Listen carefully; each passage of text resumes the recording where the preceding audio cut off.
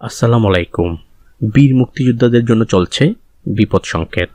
কোথাও বীর মুক্তিযোদ্ধারা কোনো স্বস্তি খুঁজে পাচ্ছেন না।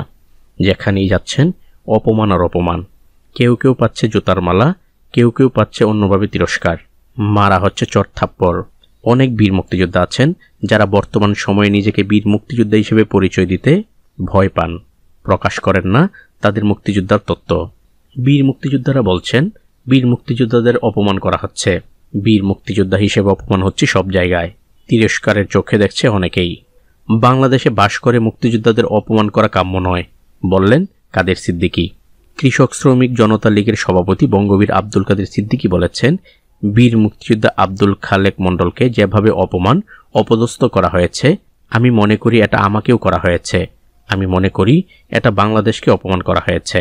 সে যেই দলেরই হোক, বাংলাদেশে বাস করে মুক্তিযোদ্ধাদের অপমান করা কাম্য নয়। টাঙ্গাইল জেলা মুক্তিযোদ্ধা সংসদ কমান্ডের আয়োজনে শহরের কেন্দ্রীয় শহীদ মিনারের মানববন্ধনে সংহতি প্রকাশ করে তিনি এসব কথা বলেন।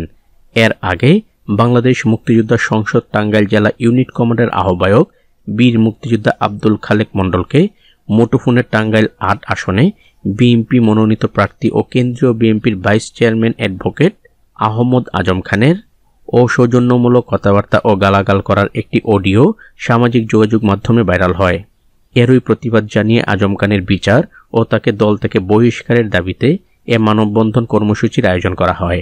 মানববন্ধনে আরও উপস্থিত ছিলেন মুক্তিযোদ্ধা সংসদ টাঙ্গাইল জেলা কমান্ডের সদস্য সচিব বীর মুক্তিযোদ্ধা শেখ হাবিব, সদর উপজেলা কমান্ডের আহ্বায়ক নুরুজ্জামান ও টাঙ্গাইল জেলা অ্যাডভোকেট বার সমিতির সাবেক সভাপতি আবু তালেব মিয়া সহ আরও অনেকেই। প্রসঙ্গত, ছড়িয়ে পড়া অডিওটি এআই দিয়ে বানিয়ে তাকে হ্যায় করার চেষ্টা করা হচ্ছে বলে জানিয়েছেন অ্যাডভোকেট আহমেদ আজম খান। তবে এটি মিথ্যা বলে জানিয়েছেন বীর মুক্তিযোদ্ধা আব্দুল খালেক মণ্ডল। তো আজ এ পর্যন্তই, দেখা হবে অন্য এক নতুন ভিডিওতে। ততক্ষণ পর্যন্ত সবাই ভালো থাকবেন, সুস্থ থাকবেন। আল্লাহ হাফেজ।